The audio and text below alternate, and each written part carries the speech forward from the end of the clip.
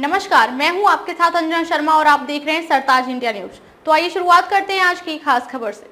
उच्च शिक्षण संस्थानों को निखारने में जुटी नीतीश सरकार, राष्ट्रीय रैंकिंग में पिछड़ रहे संस्थानों की होगी सर्जरी। नीतीश सरकार ने उच्च शिक्षा विभाग का गठन जिस उद्देश्य को लेकर किया है, उस लक्ष्य की प्राप्ति को लेकर नवगठित विभाग तेजी से सक्रिय हो चुका है। सरकार ने उच्च शिक्षण संस्थानों को वैश्विक दृष्टि से समग्रता में सुधार लाने पर जोर दिया है। उच्च शिक्षा में गुणवत्ता व शोध कार्य को बढ़ावा और संस्थागत स्तर पर प्रदर्शन में सुधार तथा रैंकिंग में उछाल लाकर संस्थानों को निखारने की प्राथमिकता तय कर दी है। इस लक्ष्य की प्राप्ति हेतु सरकार ने कदम बढ़ाते हुए 5 वर्षीय योजना तैयार करके उस पर 100% अमल करने का संकल्प लिया है। उच्च शिक्षा सचिव राजीव रौशन ने बताया कि सरकार ने उच्च शिक्षा में बड़े बदलाव लाने के लिए जो प्राथमिकताएं तय की हैं, उस पर कार्य योजना बनाकर उच्च शिक्षण संस्थानों में तेजी से अमल कराया जाएगा। इस कार्य में सभी उच्च शिक्षण संस्थानों का सहयोग आवश्यक है।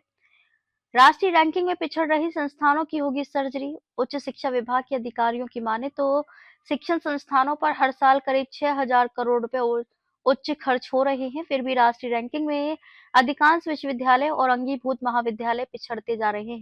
अब ऐसे विश्वविद्यालयों और महाविद्यालयों में व्याप्त खामियों की पड़ताल की जाएगी और फिर जरूरत के हिसाब से सर्जरी भी की जाएगी।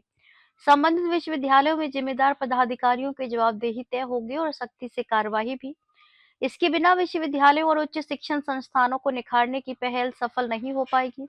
इसलिए अब कार्य योजना बनाकर विश्वविद्यालयों और महाविद्यालयों में सुधार लाने की अहम पहल शुरू की गई है।